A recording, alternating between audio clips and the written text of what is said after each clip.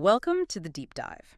We're here to give you that shortcut, cut through the noise on some really innovative ideas. Today, we're looking at something I think is pretty brilliant.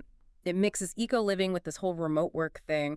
We're talking about transforming old, maybe forgotten greenhouses into these unique eco-retreats. Think spaces for digital nomads, remote workers. Our mission today, to really unpack this, see if it holds up, and give you the actionable stuff. Might spark something for you. So let's paint a picture. Imagine finding an old greenhouse, maybe a bit neglected, but instead of seeing decay, you see potential. It's cleaned up, maybe solar panels on the roof full of plants, but also work ready, a serene green workspace. Yeah, and what's really captivating is that blend. It's Yeah. not just a pretty garden, it's designed. You've got like the essentials covered, solar power, definitely, biodiverse plants making it feel alive. Yeah. But critically, high-speed Wi-Fi, that's non-negotiable. Plus real greenery, obviously, and that sense of privacy you don't always get in a typical co-working spot. So it's garden meeting productivity hub. Exactly. You're aiming for that aesthetic sweet spot. Maybe comfortable little work pods tucked in amongst the plants. Imagine having fresh herbs growing right next to your desk. Edible flowers, maybe? It's more than just renting a desk. It's like a mini work away from home experience. Perfect for people wanting, inspiration, peace, but maybe not needing a full hotel booking. Just a day or two. That sounds amazing. And it feels very present now. Why is this idea hitting the mark right at this moment? Well, that's where it gets interesting. The timing is key. Mm. We're seeing a real shift in what remote workers want. It's not just about function anymore. It's the experience. They want unique spots. Right, something different. Yeah, and this plugs right into that micro-retreat trend. People are converting sheds, small cabins. The shedpreneurs thing. Precisely.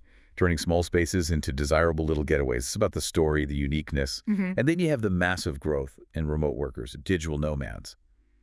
They're actively searching for novel places. And Right. crucially, places that feel sustainable, low impact. The eco-credentials here, a major draw. And here's where it gets really interesting for me. The sustainability isn't just an add-on, is it? The whole concept starts with repurposing. Taking an existing structure, giving it new life. That's inherently circular, sustainable thinking. You're not building new from scratch. That resonates. Okay, so the vision is compelling, the timing feels right. Let's unpack this. How do you actually do it? Where would someone even start if they thought, okay, I like this idea? Right, the practicalities. First off, sourcing the greenhouse. You might think that's the big hurdle, but maybe not. Often, you can find old frames pretty cheaply, sometimes even free. Great. Yeah, from places like community gardens, allotments, maybe farms upgrading their setup. They just want the old frame gone.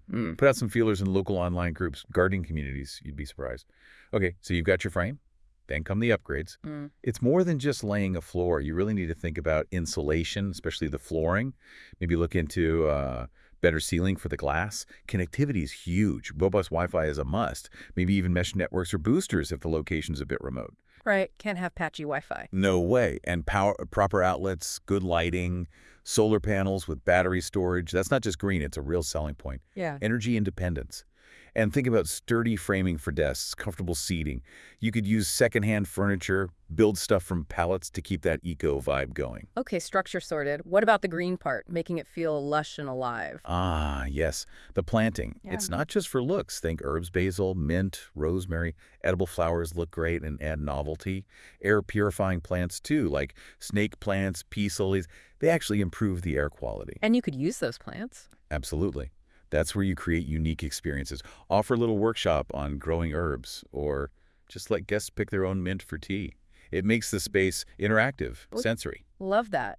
So you've built this amazing space. How do you get people to actually book it? Marketing is key. You need to tell the story. List it as an eco-retreat or a green workspace on platforms like Airbnb experiences, maybe HipCamp or niche retreat sites. Your marketing has to scream novelty, sustainability, well-being. It's not just an office.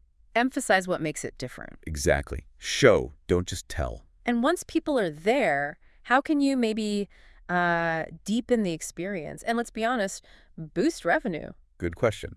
Think add-ons. Offer day passes for locals needing a change of scene, mini wellness classes, a quick yoga session among the plants, herbal tea tastings. Oh, nice. Using the herbs they picked. Exactly. Selling seasonal produce if you have surpluses. And think about community.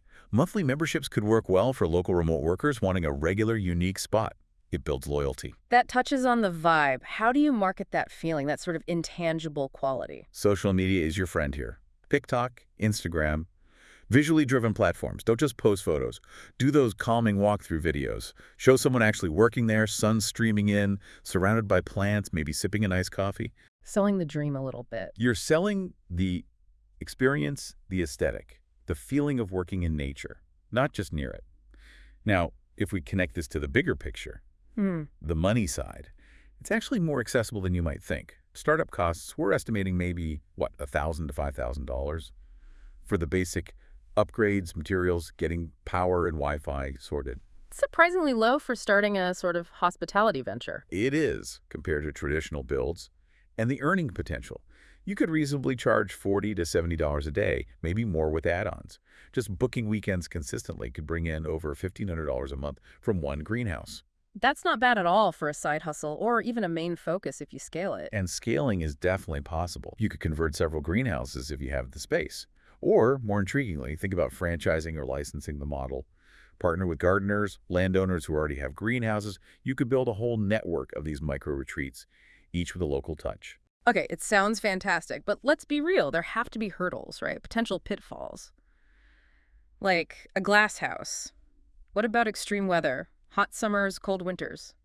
That's a very important question. Seasonality is a challenge. You might need more than basic insulation. Think retractable shade cloths, maybe advanced ventilation. Some use thermal mass like water barrels to regulate temperature.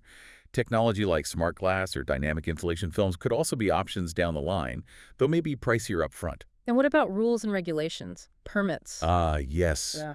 That's crucial. You absolutely need to check local zoning laws and maybe even health codes.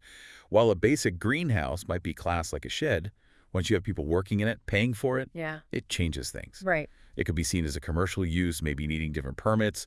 Definitely talk to your local council early on. Don't assume.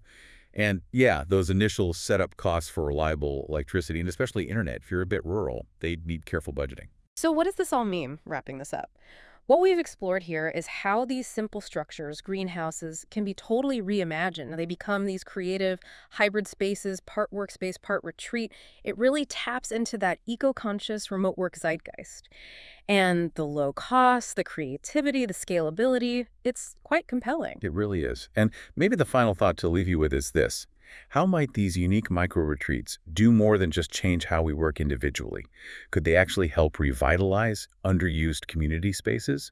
Could they foster new kinds of local connection, promote sustainable living in cities and in the countryside? Something to ponder. A fascinating intersection of sustainability, work, and community. We hope this deep dive gave you some food for thought, maybe even sparked an idea. Thanks for joining us today.